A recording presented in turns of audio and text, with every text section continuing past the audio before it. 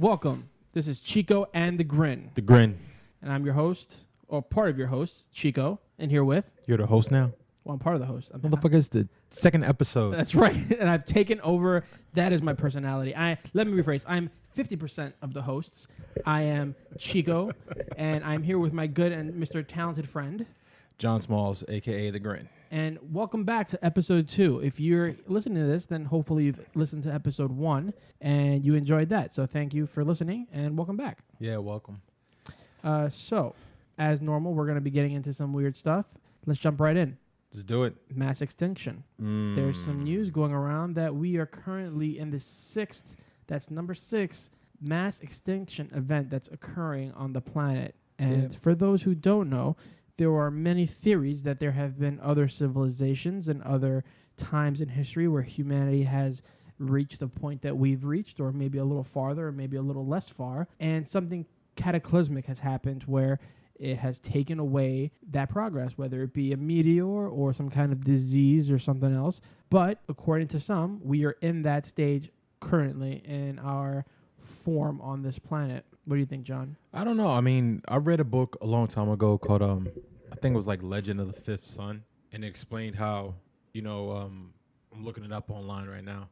It explained how there was several mass extinction events on the history of the Earth. It was a great book. I wouldn't call it conspiracy theory. I would just call it like part adventure, part history. Mm-hmm. But to say that we're in a 6th extinction event, I believe it. Scientists obviously are saying they agree with it. It's all over the media right now. And I mean like mainstream media. Right. Not to say that it's fake news or anything like that, because I know everything is like, it's hard to check news sources nowadays. But I believe with global warming, the way the planet is changing and shifting, everything is just in total chaos.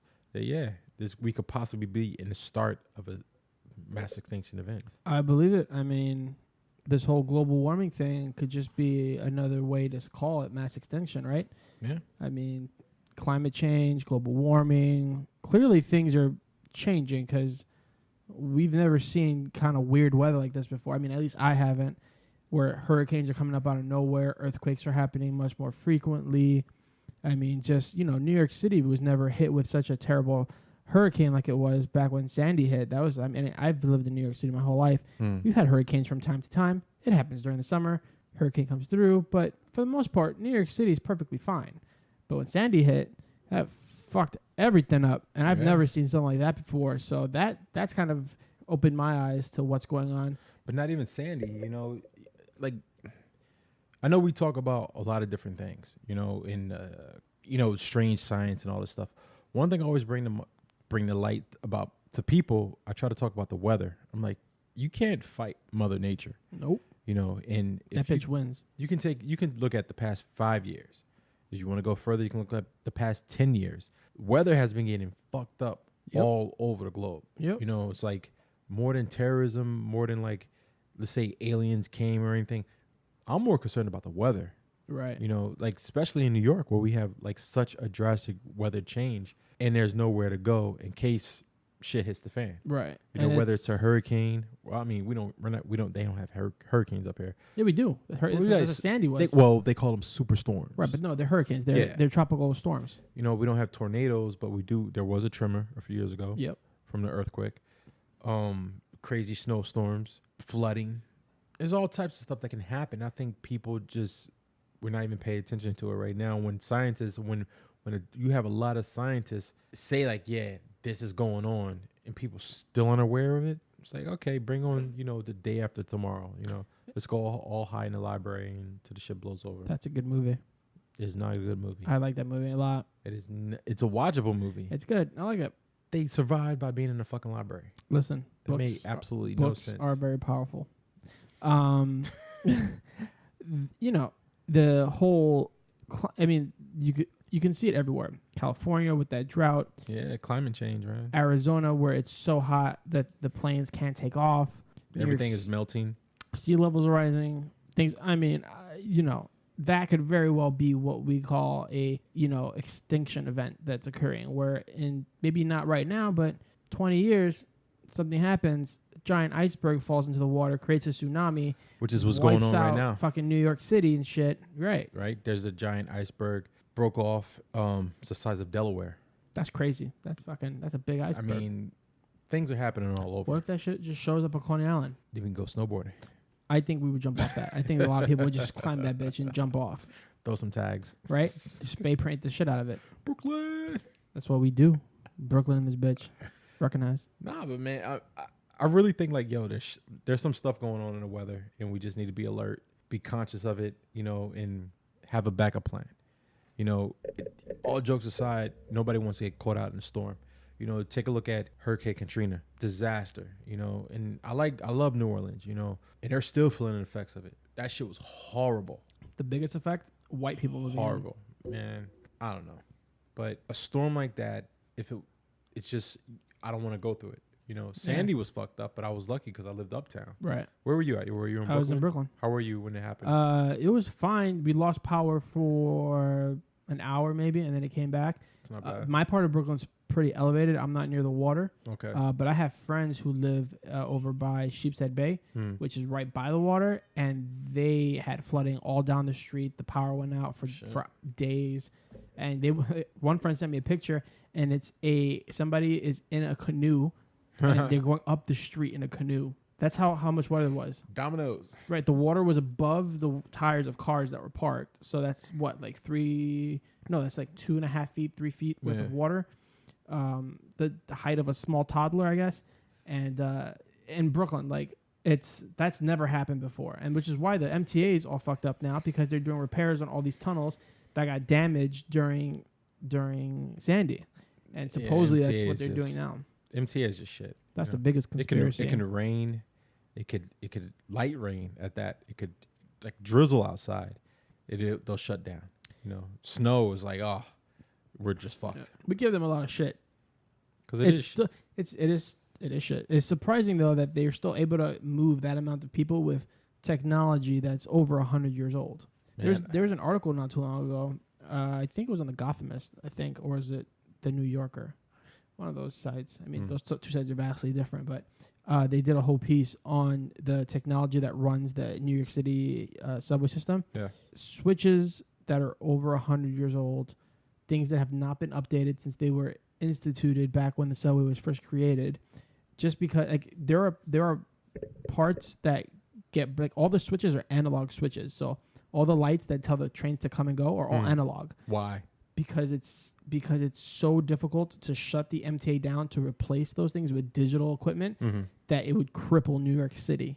So like New York City is one of the only places that still pays to have the replacement parts manufactured so that we can continue to use them, because it's cheaper to do that. It's cheaper to pay to have old technology remade to repair old technology than it is to shut down the subway system, cripple part of New York, replace it all with new digital stuff, and then resume service, because New York City and New Yorkers and New York business rely so much on the subway. It would just would destroy New York City. Imagine like a week without the subway. Imagine that's the worst catch-22. We have a city that is the center of the financial world, and we cannot stop moving for however long it takes to replace technology that's been around for 110 years since the first fucking subway was installed in New York City. Because if we do, then fucking Wall Street fucking shits itself. There has to be a way to do it.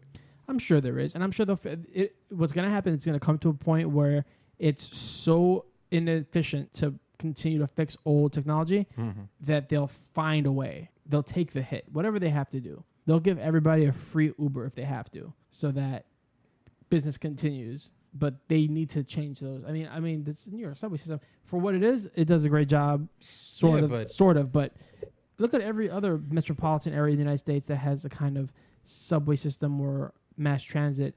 I'm sure it's not as fucking gross as ours. I haven't experienced anything as bad as New York subway system anywhere I've been.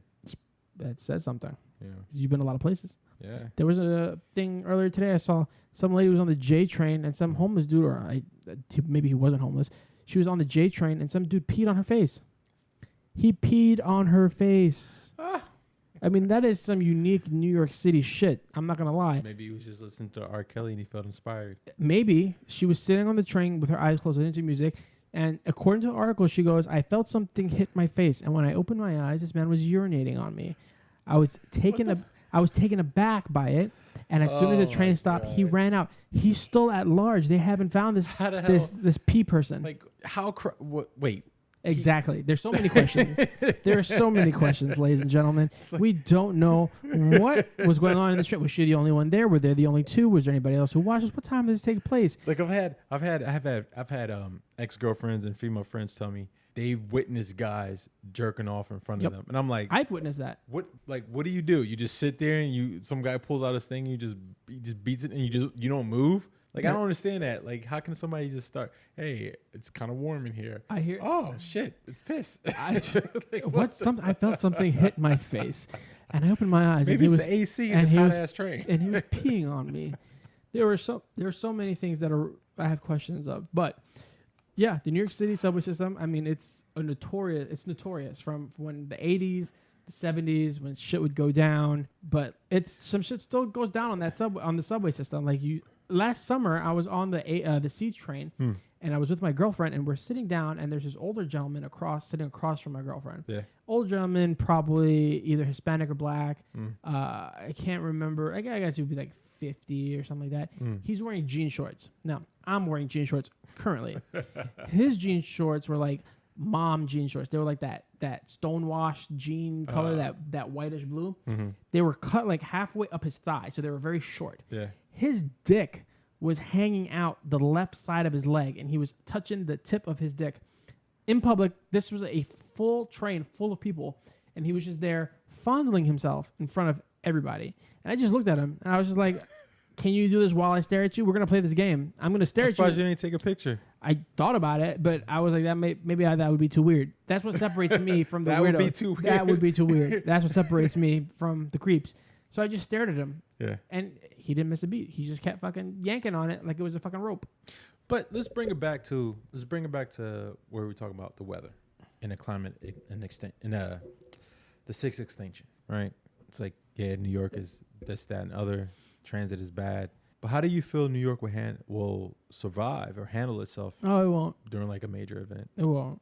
If something crazy were to happen and half of Manhattan were to like go submerged, there would be, I don't even think that the emergency services would be able to recover from the damage that people would do to each other. One time I took a class, it was a 10-week course called CERT, Community Emergency Response Team. Yeah. Right, sponsored by New York. And I always wanted to take the class again just to see what this guy says. Because I remember before, when the class happened, he was talking about Hurricane Katrina. That's what really sparked it off around the globe. They were like, well, not around the globe, around the country. They were talking about how there needs to be a plan in place in all the major cities in case something like that would happen again. So they came up with this program called CERT. And I remember when he was saying, man, he was like, yeah, we're prepared. We have this. We work with FEMA, blah, blah, blah, blah, blah. Nothing like that would ever happen in New York. And then Hurricane Sandy, and I always want to go back and be like, now what? Right. Now what are you going to say? Because obviously the shit happened. New York wasn't ready. People lost their homes. There was a 10 block square that blew up because of the gas. It's like shit was gone. Just blew the fuck up. It's like New York is not ready for Breezy Point in Long Island just completely burned down. Like so many people lost their houses. Yeah, I mean, I don't think New York City. I mean, I think they're probably much more prepared now than they were before Sandy happened. I don't think so. But I mean, as like a city, but not like people. Yeah, I think people people aren't prepared. Emergency services. Yeah, emergency services has people don't give a plan. Fuck. No. Because nobody thinks anything's going to happen. Right. Nobody thinks it's going to happen here, right? Until it happens. And then you're, oh, shit. I wish I had a gun. Well, you shouldn't have voted against gun rights. There you go. Or you should have just gone ahead and fucking done the arduous process of getting your gun in New York City, which, by the way, is pretty much unconstitutional. Anyways. Some shit. Yeah. I mean, I think it's only a matter of time before something happens. And we need to figure out how to deal with that. Because I don't think anything like that's going to really happen in our lifetime, I don't think. But like 70, 80, I mean, if we're still around 70, 80 years, cool. But I think 70, 80, maybe 100 years from now, something fucking crazy is going to happen. Really? There may not even be any more ice caps. There must be all fucking water world. In the next 10 to 20 years, nothing major is going to happen? I mean, I guess it depends what your scale of major is, right? Shit, me, I think the coming of the fucking apocalypse. I mean, I can only hope that happens. Not zombies though. I don't think zombies is gonna. I want the sky to open up, and I want just demons to come out of the sky. I don't know. I just think like something's brewing. Or FEMA camps are Pacific opening Rim. up, and something's coming. Pacific Rim. Now, if that happens, that'd be cool. Yeah, but that's like Demon that's after the monsters from the fact. Because ocean. the monsters got to come first, and then you get like the super big old mech robot. Well, that's the part I think that would be the most interesting, because the part where we don't have any way to fight back. Yeah, but then like that takes a while. It takes like another fucking lifetime. That's fine. They ain't build those robots overnight. I don't think the robots are the interesting part. I think the part is where those monsters show up, Oh, fuck that. and you don't know how to fucking survive. And Nah. cities are being decimated by these chameleon-looking monsters. Mm-mm. I'd be down for that. I think it'd make good pictures. Like that movie Cloverfield, you know. It's I like, love that movie. It was a good movie, you know, but just looking at that, you know, them being, I know we're getting off the topic, but just that was a situation, emergency situation, survival situation, you know, and it just shows like, what do you do in a city like New York? I mean, they went down in the tunnels, they went down in the train, it was fucking, that's not going to happen. You're not going to go in the train tracks in the Lower East Side and wind up in like 59th Street, Columbus Circle. Right. That's kind of bullshit, but you know, it was just like, what do you do in a situation like that? You need to have a plan. If you don't have a plan, then you're pretty much dead, I guess. I mean, it guess it all just depends on what kind of situation you're dealing with. Do you have a plan for like natural disasters or apocalypse shit, terrorist shit? You have a go bag? You have stuff like that? Yeah, I got stuff like that, you Yeah. know. Yeah, I got a bag that's got supplies in it in case I need to leave the house Yeah. suddenly. But I don't want to give away your secrets. no, it's fine. But But I don't know. I'm of the mind. It all depends. It's all situational, right? Like Yeah. if you think you can wait it out a couple of days, I have plenty of stuff at home that'll get me through. You know, 72 hours. I think I could last up to a week in my place with Okay. with what I have at home, and it's nothing special. You know, just the bare essentials: peanut butter, beans, rice. Yeah. You know, just Water. I always keep bottled water at home. Plastic or Plastic water bottles. fucking BPH, man. I'll deal with that problem later. But I think I could last. But if it's anything longer than, like, if it's like some buildings are falling down and it's raining fire kind of stuff, Yeah, then get the fuck out of Dodge. I don't even I don't think I would know what to do. Like, I'd probably try to leave, maybe make my way towards the middle of the country, but I don't know. Who knows what's going on there? Yeah, I mean, you can't plan for everything, you know. And like sometimes I'll watch these videos online just for shits and giggles of like the preppers, you know. And I know they probably mean well, but there's no way you can plan for everything. No, you just kind of Especially if you're like one person. right. You kind of have to cover all your bases with a generic plan and hope you never have to use it. Yeah, you got to adapt. But like I'll see these people and you know, they're explaining stuff and they're trying to be technical, but I'm like, I get it. But in reality, when shit hits the fan or any type of situation where it's like a high stress situation and you have to fight, you're not going to be thinking about that shit. Right. Especially like think about like if you get into a street fight, you know, or if you just an altercation, not even a fight, it just goes to an altercation, not even to the fucking throwing punches yet. At that point, it's always like it's quick and it's like so much shit can go wrong, so much shit can go. You just don't know, and you're stressing. You're just like somebody has to attack, Right. or you both running. Right. You know, no, You never like, know what's going to happen until you're in that moment. Yeah, No, it's true. It's like what It's the true. fuck. You never know how you're going to react until all of a sudden you have no choice but to react. Yeah. I mean, never thought about it so much like that. I mean, I don't know. That's a weird, it's not a weird question, but it's a question that I think about and it makes me uncomfortable. So I stop thinking about it sometimes. But I think a lot of people have that problem where they don't want to think about stuff that makes them nervous. I have an obsession with it. You know. I can tell. Yeah. I think it's. I don't know. You got to be prepared. But Stay ready. You never got to get ready. Can you be ready? That's the thing. Can you be ready to survive something? That's because if it's weather, if it's bad weather, it's one thing. If it's a terrorist attack, it's one thing. One thing. What if it's Nuclear? What if it's a disease? Biological. Right. What if it's something that's one of my favorite movies is World War Z, and You're just killing me with these movies. he Again, just he just did the ultimate eye. Not only did he do an eye roll, his whole head snapped back, like he heard something. the Fucking Brad Pitt horrific Listen, movie. that movie is underrated. First off, the book is fantastic. Yes, it is. Yes, but That's what makes a movie horrific. But the movie is not that bad. Fucking product placement up the. It's not that bad. Yes, it is. It's not that bad. I mean, look, the movie. There was a scene, Okay. and when the movie jumps off, and this shit made absolutely no sense. Which part? So there was a scene. He's in the street. I think he's in New York, and he's in the street, and he looks out the window because all the cars traffic jam. Oh, it's Philly. He's in Philly. Or whatever city, right? And he looks out the window, and it's like it's a fucking traffic jam. The next thing you know, it goes from like a traffic jam to like he has a whole lane next to him completely empty, where the car comes rushing through, and I'm like, where the fuck did this come from? No. we are. You are confusing this fine piece of filmmaking. How dare you? The scene that you're referring to is in the beginning of the movie. Yes. He's sitting in the car with his family. Yes. He's looking out the window. He looks in his room. The cop drives by on a motorcycle splits first. the lane. Yeah. Breaks his mirror. Yeah. And he gets out. He's like, what the fuck? And he gets back in the car. But when you look, there's like no room for him. And then all of a sudden, this big, what was it, an armored truck or something comes through? Yeah, I think it was a garbage truck, wasn't it? Something. It was a like big truck. It's like, what the fuck? It was coming from behind, and it plowed through all the cars next to him. Listen, it's a movie. You need to allow for some creative fuckery. Yeah.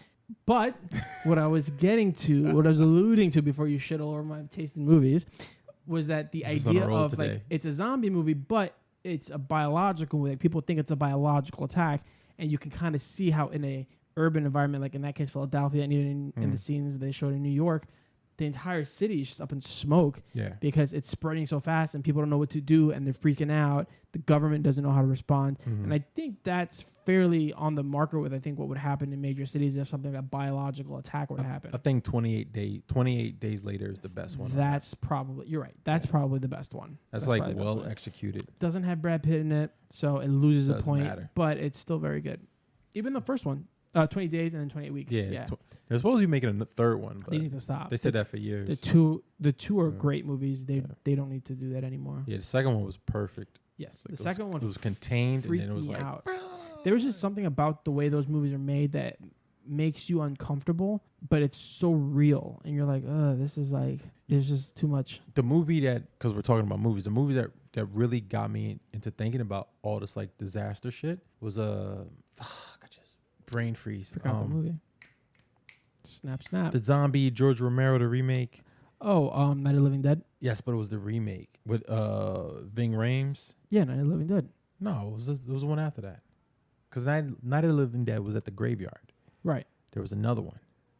Dawn of the Dead. Dawn of the Dead. Okay, Dawn of the with Dead. Ving Rhames. Right. And when I remember I went to the movie theater and I watched it and I was like, oh, this is good. And when I was that mall scene though. When I left the movie theater, I went straight to Kmart, 34th Street, the Penn Station one.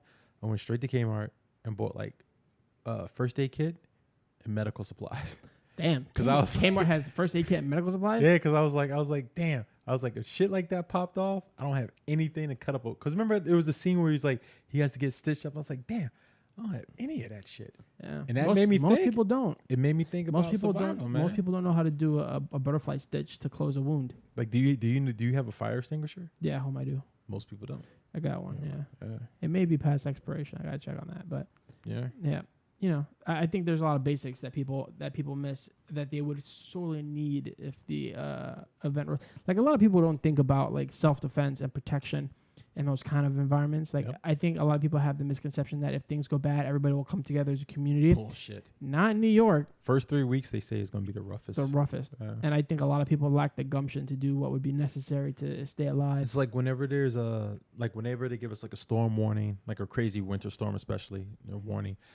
I go down to the bodega, go to the grocery store, and I'm like, I always got the stuff stocked, got the basics, right? And whenever I'm there, I normally like to pick up beer just to, because it's not gonna be shit, right? Just get some beer, wait it over while I'm home, and I'll see people with their carts, and it's always like, get a pint, go to the bar, get a pint, wait for this whole thing to blow over. There you go, right? Like, what was that? You got a red on you. That movie. Yeah. The movie with the guys from Hot Fuzz. Wow, I can't believe it. Shaun of the Dead. Yes. God damn. I can't believe it took us that long. Yeah. I knew the movie. Go to the bar, get a pint, wait for the whole thing to blow over. It'll be okay. Yeah.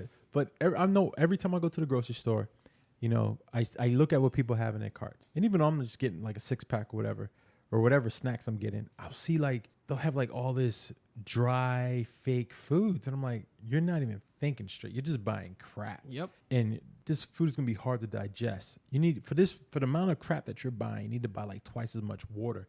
And I never see people doing that. Yep. You know, they're Gotta just keep it buying simple. like bullshit that's gonna. At the end of it, you're just gonna be dehydrated from all the crap that you're eating.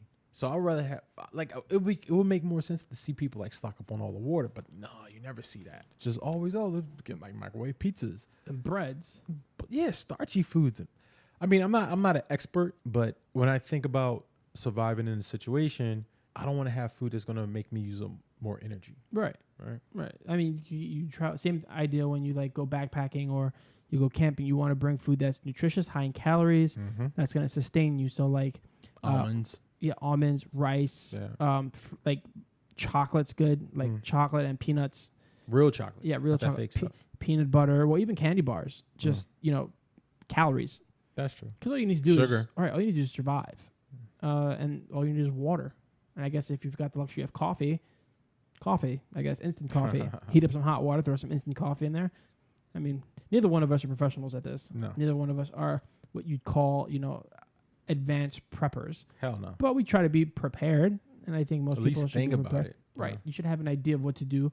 If just run through any of the disasters that have hit any city in the United States or in the world in the last 20 years.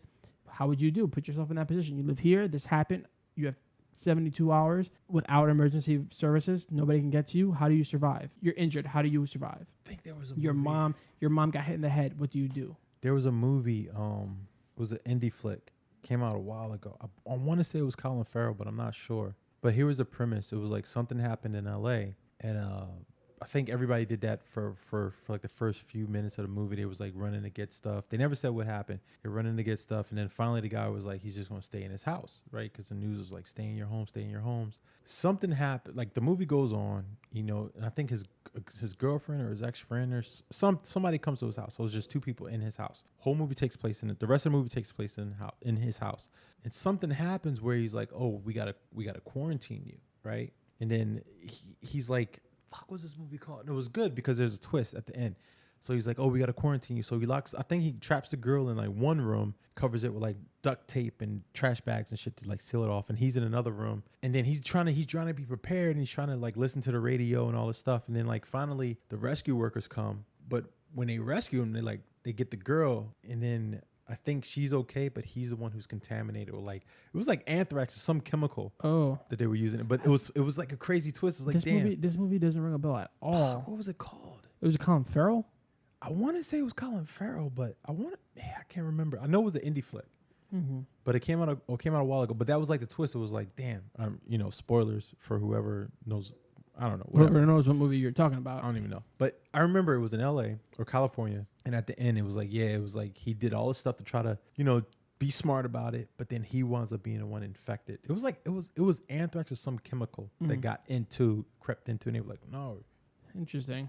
I'm going to look that one up. That's a twist. Yeah, you can't. I feel like you can't worry too much, man. You got to you just got to hope it doesn't happen. And if it does, be ready. And if it doesn't, be ready. Good luck. Yeah. So we talked mass extinction. We talked survival. We talked bad movies that I think are great. Let's talk about the transfer of consciousness. More specifically, there have been some news that people have been able to teleport a photon, the data of a photon, into space. Yes. Why don't you tell us a little bit about that? No, why don't you? Okay. Well, I read the post. You read the article. Okay. There's a difference. Yeah. Oh, fair enough. So there was a experiment done, and researchers have been able by Chinese scientists. The goddamn Chinese have been able to teleport the data of a photon into space. Over 500 kilometers. Right. That's far. And that is can't walk there. Right. That is significant because they've been able to move data from one place to another very far distances. And it's kind of almost like the ability to not quite move matter, but close. It's a step. Teleportation. And that brings all sorts of weirdness to humanity in general. Yeah, like beam me up, Scotty. That's creepy. I like it, but it's like a weird thing to really. Why? Because you see it in pop culture, like in Star Trek and other movies where you like hop around from place to place and you don't really want to know, like you don't know what the science is. Like you don't know why you dematerialize in one space and then you form up again perfectly in the other space and you're not missing your dick or something, right? I mean, maybe the first people that try that will be missing something. Probably. You know? They'll probably come back inside out. This is why I always believe in a secret space program, because I'm pretty sure that they had to do tests before they actually sent up a human being to go there. They'd be like, what the fuck is going to happen when we see somebody out of here? Right. You know? And just like this, it's like, yeah, they're telling us this now that they could transfer something across 500 kilometers in space. But what about when they start doing human trials? There's going to be a few guinea pigs. Yep. You know? And they literally might be guinea pigs. There might be people who got sent and they're like, well, you know, hey, you might not come back. You might come back look like a fucking Van Gogh painting. Who knows? Or was it Picasso, Cubism? You know, you might come back looking all twisted. Who knows? Yeah, I Take mean, a look at the Philadelphia experiment. You know, I'm actually unfamiliar with that. yeah, you're not. What's the Philadelphia? Oh experiment? shit! It was like a nuclear testing on a ship, naval ship, and it wound up being like a freak accident. And I'm just paraphrasing. It wound up being a freak accident where allegedly they did some time travel. I don't know about all of that, but what I do know is that some of the crew of the ship were fused into the metal. Whoa. Yeah, you gotta look it up. They were fused into the metal? Yeah, fused into the metal. Yeah, it was like a big, it was a nuclear test that went kind of haywire. It sounds But like it went kind of the haywire. theories about it and the stories about it says it had a lot to do with like testing time travel. That's crazy. It's a famous case. I've never heard of that. Man. Yeah, Philadelphia experiment. I'm not up on my theories. Yeah, that's an old one. Yeah, I think like don't quote me on the dates, but I want to say like maybe pre-Cold War. Wow, really? Yeah. Huh. It's famous though. It's like it's a well-known documented thing. Jesus. Yeah. So, you think they've already done something like this before?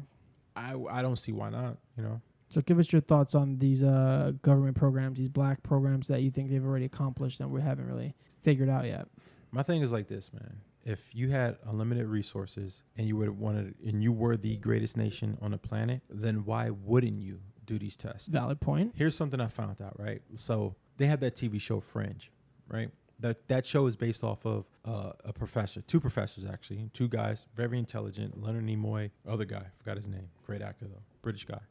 And you know, the show, it was just about all these crazy scientific events that were going on, these experiments that were going on the planet, right? People were basically continuing the experiments that the guy did back in the 70s, which is fine.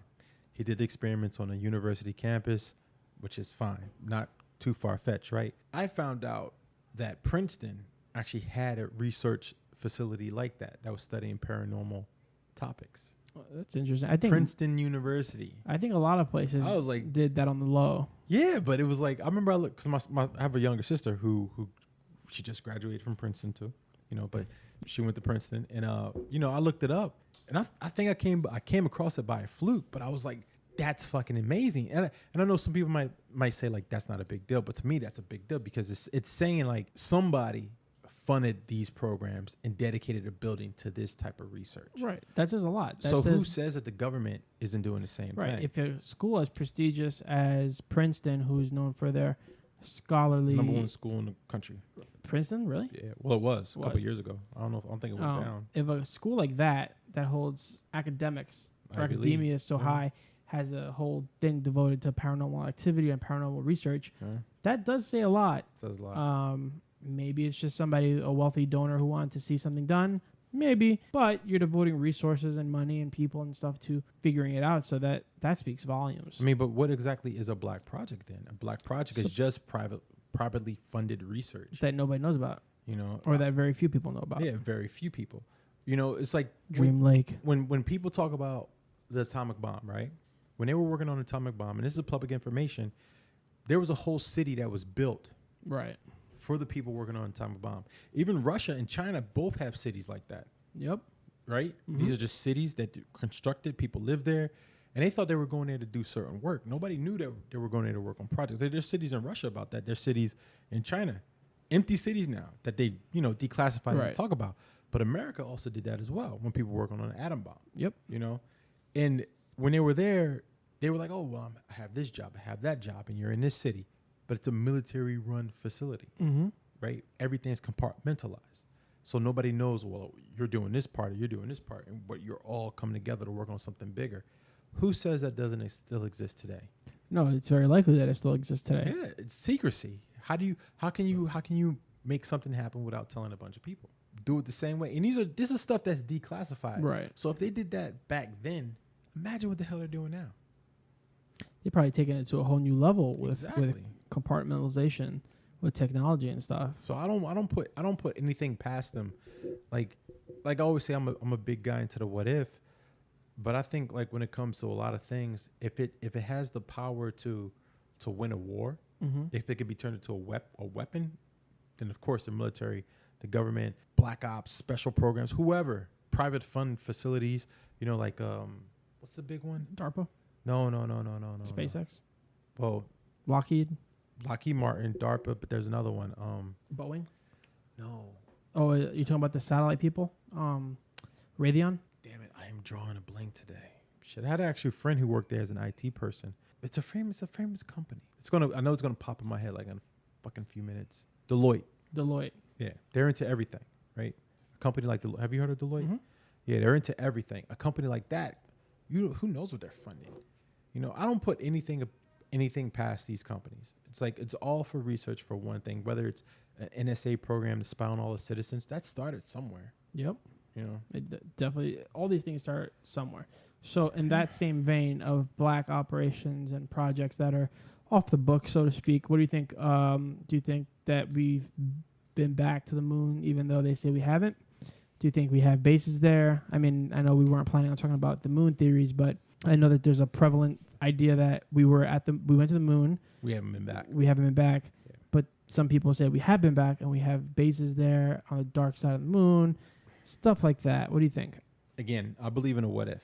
So I believe in, there is a secret space program. And if there is a secret space program, then sure, why wouldn't they have a base on the moon? Only makes sense, right? But I also believe when you look at just the facts, the information that we know about, we haven't been back to the moon. And there's a problem with that. It's like, why not? Why not? That's a big question. Because, and this is why I love the internet, because people, I don't know who it is, but fucking people be putting together these memes and these images and shit. And I remember one time I saw this image of, this is something, it's a little different, but it relates. It was a car and it was a cell phone, right? Mm-hmm. And it was like, okay, you look at the phone. It was like a telephone from like the 50s. It was like, we had this type of phone, then we had this. All right. So it was two pictures. It was like a phone and a car. And it was a phone from the 50s, a car from the 50s. It was like, okay, back in the day, our phones were like this, then it changed to this, had the next picture like maybe the 80s, and then it had the picture of the iPhone now. Boom. But then it had a car, and it was like the car is still running on gas. Yep. Had a newer car running on gas. Had a modern car running on gas. And it was like, this is a problem. Same thing with the moon. It's like we had the technology back then to go to the moon. Right. Or did we? I want to say we did. Let's keep it there. I'm just trying to throw things at you, see what sticks. Because there's some subjects I'll leave alone. Right. Because they're just not crazy enough, or they're just too crazy, and I'm like, I'm not gonna fuck with them, right?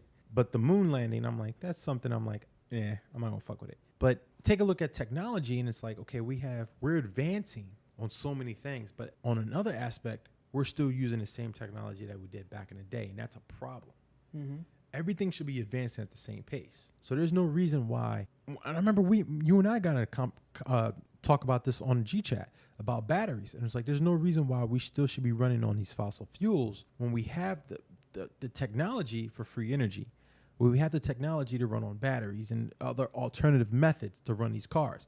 Because that's not anything new. Right. It's like we're close. The patent's been there. Scientists and engineers have came up with all these alternatives, but they always bought out by big corporate companies. Big oil companies. Yeah, and I'm like, that's a problem because we're advancing on one aspect, but we're not advancing on another. Right. So when I look at the moon, I'm like, okay, we went there back in the day. Fine. Now it should get to the point right now where we're like taking vacations on the moon. Or not me, but the rich elite. Right. It should be to that point, and it's not, and that's a problem because why not? Maybe there's something up there we're not supposed to see. That's the question. And that's why I question a lot of things. I'm like, okay, well, if this was like this back in the day, how come it's not better now? What's the problem? Why is this like, and this could be for anything, but then when I hear things, I'm like, well, that doesn't make sense. And whenever something doesn't make sense, that's when I'm like, oh, well, here comes the conspiracy. Right. It's interesting that we went to the moon in the 60s, and you would think as technology progressed, it would get cheaper to get us there. Exactly. That's my point. Right. We should be taking vacations there. There should be ads of like, hey, travel to the moon for the summer. Right. 3-month tour. Right. It's 4-hour cruise. Very interesting. And we still don't know very much about the moon. Mm-hmm. It's very interesting. I never thought about that, actually. Yes. It's very interesting. It was like, I remember that image I saw about the phone in the car, and that made me think. And then I saw something else about the moon, and I was like, I forgot. It was some stupid internet meme thing. Or not even meme. I guess it's not a meme, but an image I saw that made me think about it. And I was like, it's true. We should be like there and back several times by now. A lot easier. How come space travel is so hard? Right. Well, I mean, getting into space doesn't seem easy. I'm not saying it's like I can do it. Right. That's not what I mean. I'm not trying to say like everybody should do it. But what I'm saying is if you take the timeline, right, of when we go there, the 50s or 60s? 60s. The 60s, right? The 60s until now, there has to be some type of way to make it more efficient to go there. Right. Like, I understand we can't do whole space exploration because of fuel and all that stuff. Right. But there has to be an alternative source. Yeah. I think that's what they're trying to solve with SpaceX, but there's also lots of ideas around SpaceX. But that's a private company. Right. He is a super genius billionaire. Right. He is Elon Musk. He's the walking, living Tony Stark. That's true. He's not nearly as cool as Tony Stark, but he's getting close. He's going to grow out the mustache. He's got to grow out the mustache, he's got to get in shape, and he's got to come out with the all-iron suit that flies. Don't test him. That'd be crazy. He's like, all he has to do is come up with a rocket pack, and he's there. He's damn near close. He is pretty crazy, that guy. I think he's an alien. I heard that before. I think he's an alien. I think if there's anyone that's going to be an alien, he's the alien. Somebody said on a podcast that he was a guy from the future stuck in the past, so now he's building all these inventions so he can get back to the future. That would be amazing. That would be so good. All they got to do is find some pictures of Elon Musk, like in the 1920s, coming up with some weird shit. Like, I feel like he's been that same, like the way he looks now, I feel like he's been like that for 1,000 years. I mean, well, like there's some things we're never going to know, like space. I'll probably never be able to go to space in my lifetime. Right. It's not going to be like the Star Wars generation, and I say Star Wars like the movie, where they're just flying from planet to planet. I'm like, I'm not going to see that. I mean, one day I hope that humanity will be able to do that. Right. But to travel between stars. Yeah, I don't see that happening anytime soon. Not in our lifetime. Especially if we don't use the power of the sun. Right. We can't even. I mean, we still have problems getting oil out of the ground, and we're still relying on that oil to get around. Yeah, that's a problem. Until we can figure out a way to have unlimited energy sustain itself, we are going to be stuck on this spinning rock in space. Yeah. But I mean, we'd have to go outside our solar system because we don't have anything in our solar system that we would. I guess. The sun. Right. I mean, Mars is the next planet that they say that they want to colonize. Yeah. Right. Yeah. We have to build a colony on Mars. Yes. That freaks me out. Why? Because of Total Recall. And I'm not talking about the Colin Farrell reboot. I'm talking about the original with Arnold. Yeah. The head splitting fat lady. Yeah. The three titties. 3 titties. I don't know. The idea of colonizing in space, like I've grown up watching all these sci-fi movies that try to tackle that, right? Aliens. I just watched Alien Covenant. I didn't think it was that bad, but just the idea of putting people into hibernation, sending them 50 years in hibernation into a planet that nobody knows. Like, you really don't know what's out there. It can entirely fail. You can lose however many people you stick on a ship. Not to mention you have to come up with the technology for a ship like that to exist. I think it does a weird thing to people. If you ask me, I don't think we're meant to leave this planet. I think this is where we're from. Clearly, we've evolved or we were created, whatever you want to believe, for this atmosphere. I think if we go out into deep space or even to Mars, we're going to find something that we shouldn't find. And if we don't find anything, that may even be a greater disappointment, because if we go spend all this time, all this effort, all this energy, and we get to this red rock in space and there's nothing there and we can't make it work, and you are the poor bastard that has to die on this planet alone, away from everything you've ever known, for the off chance that you might be able to live there, I think it's a lot easier to just work on saving this planet. Yep. But smarter minds than me say otherwise, like Stephen Hawking. Stephen Hawking and Elon Musk both believe that we need to colonize Mars immediately. Yeah, we're screwed. And think about this. Okay, we colonize Mars. How many people from Earth are going to get off Earth to Mars to live there? Not you and I. Nope. It'll be like the whole Gattaca thing. Yep. Yeah. It'll be all the powerful, rich people that can afford to fly into fucking space. What's that movie? Elysium. Elysium, yeah. That they live in that ring that's floating above the Earth or whatever. But you know what, man? I don't even want to think about that because I'm happy living here. I just don't want to suffer when the end of days come or some shit. That's my concern. Right. I don't wanna, if I'm gonna go, I want to go quick. Like some fucking nuclear waste. I don't know. Sometimes I think about it, and I think about games like Fallout that give you that impression, like there's some kind of explosion or some kind of Holocaust or some kind that humanity gets destroyed, and you have to bunker down for like 20 years inside some underground thing. And when you come out, the world's this weird place, and people are mutated, and you wear a suit so that the radiation doesn't fuck. You ever play Fallout? No. Oh, you would fucking love this game. The game is so good. Fallout 3 was the last one I played. They came out with one not too long ago, but Fallout 3 is the one that I played. I remember getting for the computer a while ago. Downloaded on my PS Vita. You should definitely check out Fallout 3. You can probably get it on Steam and play it on your computer. I don't play Steam, man. Why not? Nah, get out of here with that PSP stuff. PS Vita. PS Vita. See, I'm old school. I got the PSP that took those weird cartridges and those weird memory sticks that they don't make anymore. Shit. Yeah, but no, it's an interesting game. The whole premise of the game is very. I got Borderlands. But almost very similar. Yeah. Very similar. But Fallout 3 is like that. You were in a bunker. Yeah. Explosion. Nuclear bomb went off, and you come out, and the world's all weird. It's like kind of like a Wild Wild West feel. People like are in saloons and shit, but like people have like 4 arms and they're mutated, and all the dogs are weird and fucked up, and everything's irradiated. You have to wear a suit that protects you from the radiation, and it's a fun game. It really makes you think like, oh, this is kind of fucked up. Like, would you be able to survive in a world like that where like you have to constantly be armed? You're walking around in a wasteland, like you walk through town. Probably not. You walk through towns that are just abandoned. You just like houses everywhere, they're empty and falling apart, and just like you see these remnants of a society that don't exist anymore. It's like, it's weird. It's a real mindfuck. Probably wouldn't be able to survive. To be honest with you. Yeah. I mean, for how long would you be able to live under stress like that? Right. And would you consider that suffering, where you have to scrounge around for irradiated food? Yeah, I would. I would call it suffering. But you're alive. Yeah, you're alive, but you're like fighting to survive every fucking day. Not too different from the way it was a couple hundred years ago. Okay. That's a valid point. It's just different viewpoints, right? Yeah. Even 100 years ago, humanity wasn't as self-reliant. What else you got going on? I don't know. I'm in deep thought right now. Fuck. I freaked you out with this video game, didn't I? Yeah, it made me think about some shit. Oh, shit. Well, what does your Yoda notebook say? Ha. You know, says a lot of things. Oh, boy. Says Chico and The Grin, Ep.2. You know what? I'm going to jump from the notes for the second. Okay. You know, let's talk about why we're doing this podcast. All right. You know, we're doing this podcast just to talk about the things that we're doing this podcast to talk about the things that are coming into our minds or our view every single day, right?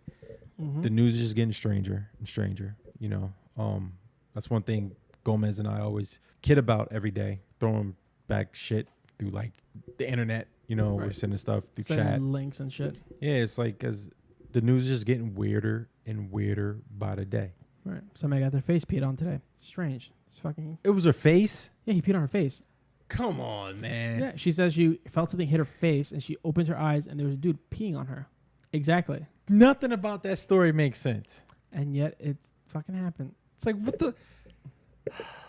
I think they were the only two on the train. I think this took place at a very weird hour. So, they're the only two on the train. Mm-hmm.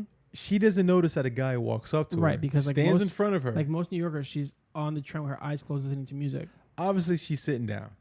So, he's standing up. He walks right over and makes pee-pee on her face. She doesn't notice, like, he's homeless. He was a bum. They don't say if he was homeless. They say he was just a guy that was wearing a red shirt. Okay. So, we don't know if he's homeless. He doesn't know if he smells. Right. Fine. A guy wearing a red shirt walks up to her, unzippers his pants, or let's say for shits and giggles, he has on sweatpants. No zipper. Just drops them down. Still. Hit her right in the face. And she said she was so scared she didn't know what to do, so she just stood there. What would you do if somebody just peed on your face? Well, first, I wouldn't let it happen. Right. But to say for the strange chance I was out drinking, I didn't take a taxi home, and I ride the train. You fell asleep on the train. And I just happened to fall asleep on the train. God forbid that happened. It wouldn't, but if it did happen when I just fall asleep on the train, and I just felt like a splash of warm piss. Because you know fucking piss smells like... Piss. Yeah. And it's hot. It's a unique smell, right? So say you smell it, wake up, you feel it, it's like, what the fuck? I'm going to just react. Violence. Immediately. Not gonna be like, oh, stop, please, Jesus. Yeah, you might get it in your mouth. Like, what the fuck? Ha. Punch him right in the dick. I don't understand her reaction at all. I don't either. She must not be from around here. Like, I don't know. I speak to older people who've been in New York their whole life, and they're like, you never close your eyes on the train. You never go to sleep. You just stay awake. Like, I have been... Shit, I'll walk home. Right. You do. You do walk home. You walk from the Bronx home. Don't care. Right. I've fallen asleep on the train when I've been out drinking. Yeah. But I usually am like sort of half awake. I wake up. I'm a very light sleeper, so if a train jostles, I just wake up. So I never like completely knock out. Yeah. But I always make sure that I'm not the only one on the train, because I also have this fear that if I do fall asleep on the train, somebody will just like rob me. Yeah. I don't want that. It's just crazy. Let's check out her face beat on. But taking it back to your point before about news being weird. Yeah, like every day I feel like I'm looking, I see links and I just see things that are just like unbelievable. Like, how is this even a thing? Like, you showed me a link earlier that Sweden was the most microchipped country in the world. Was it Sweden? Yeah, because they just started it, so they became the world's most microchipped nation. So people are voluntarily being microchipped to be tracked. Yeah, man. Right? They're choosing. This is, this goes hand in hand with some of the other things that people are afraid of, like there being no more currency, and it's all digital currency. So not only is everything you're buying tracked, you yourself, your location, your every movement you make is being tracked. Well, don't forget about the post that I sent you about Congress submits a bill making it illegal to hold cash, Bitcoin, and other assets outside of the bank. Right. That's also very shady. Like, I know people who firmly believe that the government and those who run the government are, and this goes to the idea of an Illuminati or, a group of people who run the world. They don't want individuals to be able to have independent wealth. And they can control that by passing laws that mandate that you cannot have valuables like gold or cash that are not being controlled by the banks. Yep. And that's what they did. They did that here. What was it, when they said you no longer could hold gold, like gold bars and stuff? That's the Federal Reserve. Right. Yeah. You're as a citizen, you're not allowed to have gold in your possession, like bricks of gold in your possession. But in England they do. Right. Which is weird. Not the citizens, right. but the Queen. Right. But like you can't have a safe at home with your net worth in gold in there. You're not allowed to. Like, I always think about buying those gold coins. But they're not real gold. They're like pure they're gold. Not pure gold. No. Because you can't have that. Yep. I will tell you though that if I ever did stumble upon a brick of like real gold, shit, keeping that shit in my basement or like under my floorboards or something. Worst case scenario, you use that as a weapon. Kill somebody with a brick of gold. You can always melt it down too. That's true. Melt it down into a golden sword. Gold is real soft. There you go. There's just all these weird things, and it's creepy. Like, it creeps me out when you see these things like governments are like, well, we don't want you to be able to keep more than $1,000 in cash on your person. Or like that rule where they don't want you traveling internationally with more than $10,000 worth of money, currency on you. Yep. Like, why not? What if I'm going to go to Macau and go gamble my life away? Shouldn't I be free to do that? Shouldn't I be free to get on this plane with all the money I own that's mine and go to another country and just spend it and then come back with whatever I come back with? Like, isn't that... Nope. It's just money. It's bullshit. It's crazy that's something that they want to control. And a lot of people are afraid. Like, I know a lot of the older crowd or older people that I know find it weird that everybody my age pays with their credit card or their debit card. Because they came up with the Depression. Right. The Depression fucked a lot of people up. Yeah, that opened a lot of people to the way they hold on to things and they use things. But they're always like surprised, like, why don't you just use cash? And I'm like, well, it's easier to just use the card. He's like, yeah, but then, at any time, somebody could just pull up, the government could just pull up what you're doing. Like, if you use your card for everything, they know when you pay for an Uber, they know what bodega you go to in the morning, they know what ATMs you use the most, they know, and they have times. You can cross-reference all that metadata, and you can put somebody's whole life on a chart and figure out profile. Right, you can predict. Yeah, you can predict on any given because so every second Thursday he goes and gets a massage, so we know that he goes to this ATM. Maybe we know that he goes to this ATM to take out this amount of money at this time.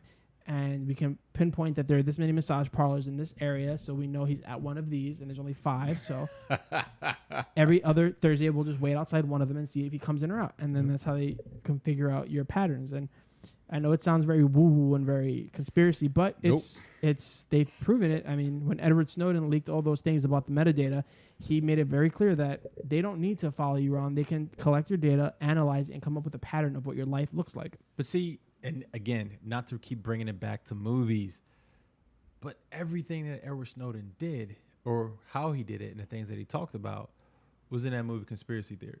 That's such a good movie. I love that movie. You know, it was like Gene Hackman was like, yeah, he's like, they're doing this, they're doing that, they're doing that. The whole movie was about the anti-piracy bill. Wait, are we talking about the same one with Mel Gibson? No. Because that one's that's conspiracy theory. Enemy of the State. Enemy of the State. Okay. Gene Hackman, Will Smith, Big Willie from Philly. Yes. You know, but that's what he was talking about. And I'm like, man, when this movie came out, me being a little conspiracy theory guy, I was like, yes, finally, they put it in the movie. Boom, boom, boom. People were like, oh no, that's not gonna happen. That's not gonna happen. I knew for years, like on I used to be a Windows guy, and for years, all my friends were like, yeah, the CIA and all these guys, they can get into your computer.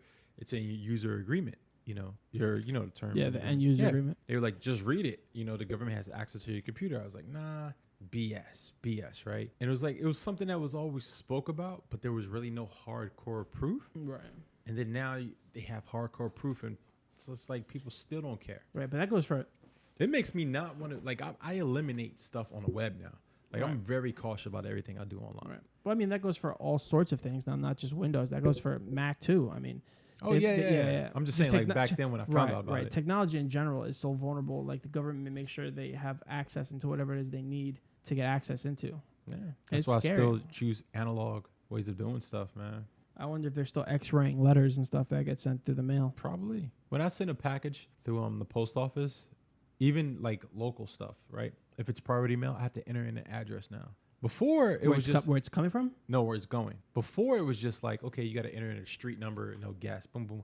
Now it's like the full address. I'm like, I knew I had to do that when it was like international. I got to fill out the customs form and all that shit. But this is like domestic mail. They like, we want to track everything, everywhere it's going, who's sending what, when. I'm like, funny story, and it's not my story. It's a start going back to carrier pigeons like John Wick. Yeah, I mean, so a person that we know that shall remain nameless was living here, and his mother moved to Arizona. Oh, and is his name Ernie? Something like that. Got it. So he was shortly after she moved to Arizona, he was sending her stuff. Mm-hmm. And one day he had sent her a box, and when she went outside to get it, there was a bunch of federal marshals outside her door. Shit. And they were like, we've been tracking these packages, and we noticed that there are a lot of drugs coming from Brooklyn into Arizona. And apparently they thought that they thought that in this box that she was receiving from her son were narcotics. Yeah. She opens it, and there are U.S. Marshals or police with weapons out. Like pointing at her? Right, like she's like some kind of drug kingpin. Shit. She's like a woman in her 50s. Yeah. She's an artist.